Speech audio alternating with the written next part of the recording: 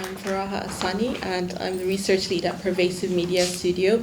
And I'm here to talk to you about a program that we've been running in the studio for 12 years.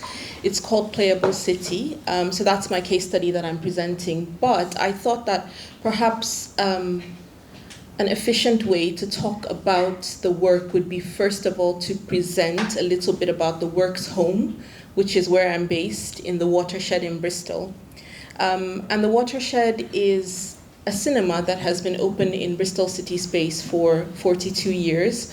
So it's very much appreciated as a cultural beacon in the southwest of England. This is the building. We are based along the harbour side. And yeah, as I said, we are made up of 2 cinema screens. So we are an independent cinema basically, and we opened up also with a cafe 42 years ago. So our business model was that of a cinema and a cafe. I've said cinema quite a number of times.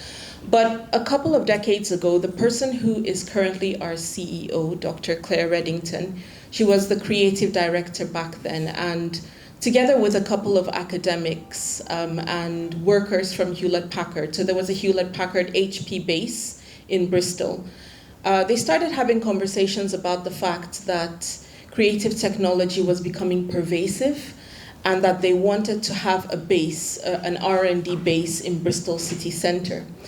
And so as a collaboration between HP, Watershed, and the 2 universities in Bristol, Pervasive Media Studio was open, and we've been operating for now around 17 years. And I should say, sorry, this is a picture of one of our, right here on the bottom left, this is a picture of one of our event spaces, just to say that we're a multimedia center, Watershed is, and part of our money making is through renting out our spaces as well.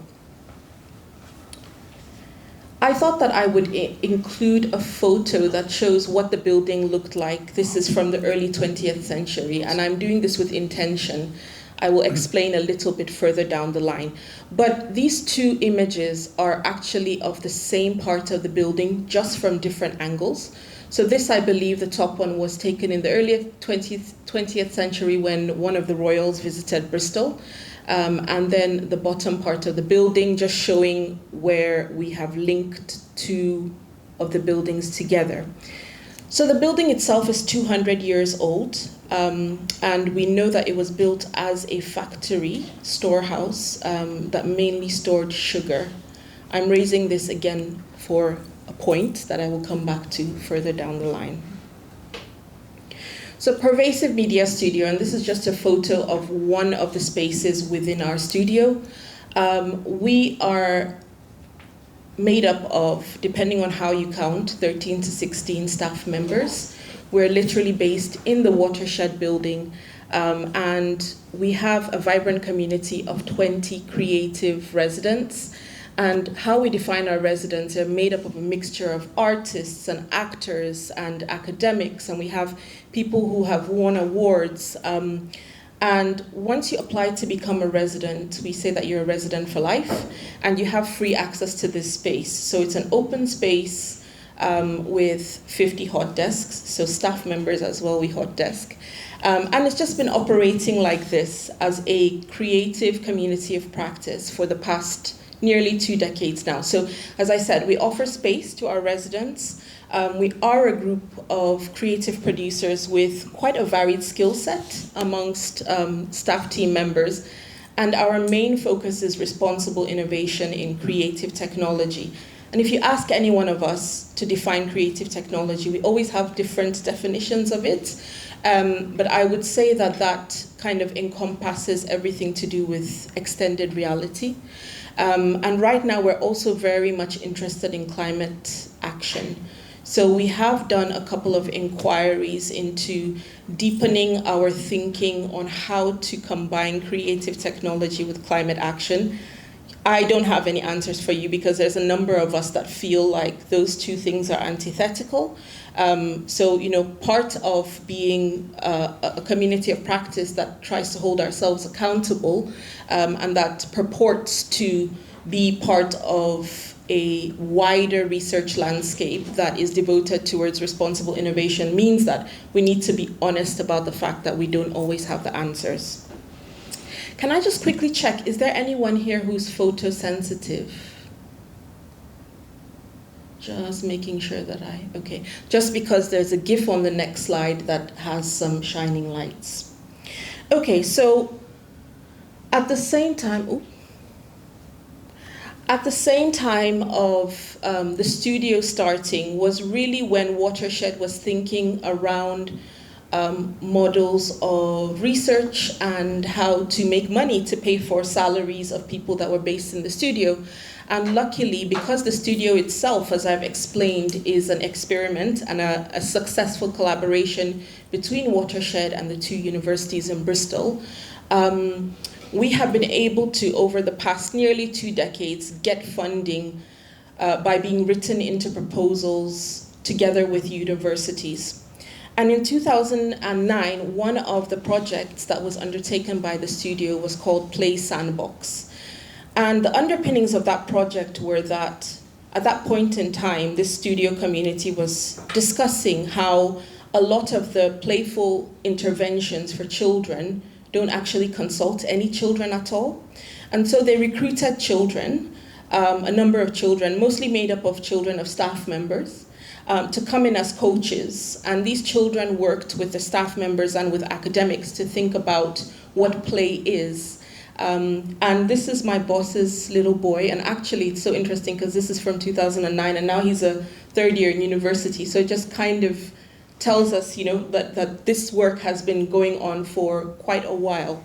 But I include this just to say that these are kind of the origins of our thought processes when we think about, well, what exactly is play? And then that evolved into, well, how come we're only relegating play to kids? Adults have the right to play as well, and what does play mean to us? And so the studio over the years then has been a really efficient incubation space for our residents and for our collaborators, for thinking about playful interventions, for thinking about processes, for thinking about successful commercial products. And I just include 2 examples here. So the first is a really successful game called Beasts of Balance. It's an augmented reality game. And this is a photo I took last week of my colleague Martin looking quite coy, holding a cardboard prototype of what was made, again, over a decade ago in the studio. And this is a prototype of this Beasts of Balance game, and it was really successful, was sold in a multi-million-pound deal. And then here is, these are 2, cranes. These are 2 crane toys. They are about 1 meter in length, and they were used by one of our residents, Laura Kriefman, because along the harbor we have 3 cranes that are stationary. In my 4 years of living in Bristol, I've never seen them move. But in 2014, Laura Kriefman had the idea that she wanted the cranes to perform a ballet. And so she started choreographing this ballet using these toys that were in the studio, and of course had to get permission from our city council, and kind of also planned together with the crane drivers, and the cranes actually danced. So this was in 2015, and there was a crowd of over 10,000 people along the harbor, and this was quite successful. So the reason I'm showing this is just to tell a little bit of the story of how this thought process of play has evolved in the studio. But I can finally now get to Playable City. Playable City then, again, from the mind of the very brilliant Dr. Claire Reddington, who is now our CEO, was and is a program that sought to source funds and award funds to creative producers from different parts of the world who were seeking to embed installations and interventions in already existent city infrastructure. And so we have a couple of projects here, and 2 of the projects that you mentioned, Eric, are actually very similar to some of our Playable City projects. So this was Hello Lamppost, and I think you know about Hello Lamppost as well, where people could text, were invited to text random things that they encountered on the street, and would receive text messages back from those things. We also have shadowing, the top in the middle, where people would walk under a particular lamppost and their shadow would be kind of captured and projected back to them, so that there was a break in time, and then unsuspecting people would notice this, and then suddenly people and their children and their pets were all dancing with one another's shadows. We had urbanimals where kind of fantastical creatures were projected onto the floor and people were invited to chase them. And just to quickly say, over the years, what happened was within the studio, we started recognizing the need to spread the ethos of Playable City. And so a group of 15 creative producers from different parts of the world were recruited into a cohort. And over a 3-year period, were taken through this process of learning exactly what the tenets of Playable City were, and then they traveled back to their countries and kind of had their own place-based interpretations of Playable City. So we have quite a strong network of Playable City. Just to check, I didn't actually set a timer, I'm so sorry. I have like 5 more minutes. Perfect. I'm gonna skip the videos. I'm happy to share the slides, so if anyone wants to check the videos out later on, please feel free to do so. So I joined Watershed 4 years ago, and one of the first things that I was assigned to do was to think about what the evolution of Playable City should be. And now is the point at which I take you back to the photo that I showed at the beginning, which is what the Watershed building was. As I said, we're located next to the harbour side in Bristol. I don't know if people are aware of the fact that Bristol was one of the premier slaving ports in the United Kingdom. And so just before the pandemic started, internally in Watershed, there was a lot of reflection on what our societal and civic responsibility is. And there were many questions, such as, even with the shadowing prototype, what does it mean to capture non-consensually the shadow of a person? Yes, we want them to play, but at the same time, what liberties are we taking? So there was a lot of reflection. 2020, next to where we're based, along the harbour side, a statue of one of the slavers, Edward Colston, was torn down from its plinth and thrown into the river. So there was a lot of kind of reckoning that was going on that meant that we needed to start thinking about ourselves as a cultural beacon in the city space and what the city space means for people, especially marginalized people. So yeah, this was one of the first things that I was kind of asked to do. And so I've tried to combine lessons from that thought process, from that inquiry, together with what I'm hoping could serve as creative provocations for us all when we're thinking about this idea of a screenless city. And I'm not going to go through all of these, but I'm kind of going to talk just overlap everything, is to say that within that particular lab, and all of the work that we've been doing over the past couple of years, is the question that we ask ourselves is, when we talk about democratization of play in public space, who has the safety to play in public space? Whose body in public space could potentially look suspicious? Whose body is free and regarded as standard? And things like accessibility. How do city spaces welcome people in wheelchairs or not?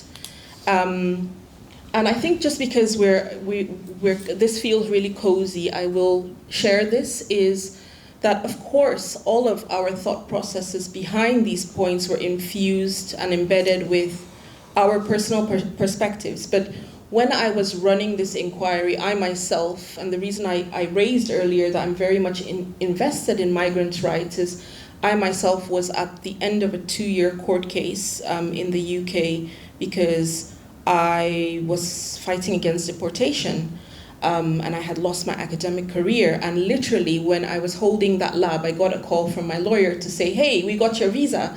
And so the reason I'm bringing this up is not to be gratuitous, but to say that all of our thought processes, to a certain extent, will always be affected by our personal situations and by our perspectives. So in thinking about the city space, it's not just the external. Each and every one of us is bringing our personal to it as well, and everything that we're dealing with. So I think it's just really important to say that it's, and this is why I said, like, for precarious migrants and for people who, for different reasons, cannot walk outside of their houses or who want to be absorbed when they walk outside their houses, the screen is a lifeline for them. So in considering what a screenless city is and what it represents, we also need to kind of be very thoughtful about people's material realities. And the last thing I will say here is iteration and space for failure and repair is because over the years we have made many mistakes, and we will continue to make mistakes. And I think that is something that we need to plan for. We don't know the mistakes that we will make, but we need to kind of give ourselves some wiggle room to make those mistakes, and also put in place certain things and certain protocols that mean that we can enact repair when it's needed. And this is the last thing, this is what I'm ending on, is, so these are some of the playable city prototypes. Again, like your beta block, we had one of them. Huggable, they're in the corner, huggable robots, but the difference with these robots is that they respond to people. So you hug them and then they light up, and then their kind of tentacles start furling and unfurling.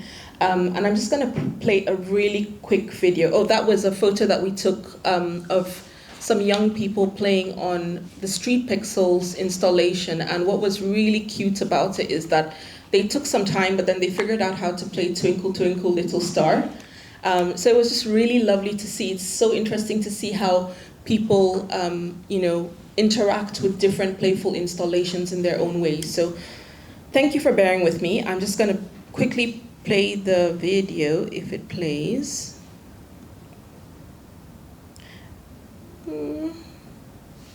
Okay, nothing is happening.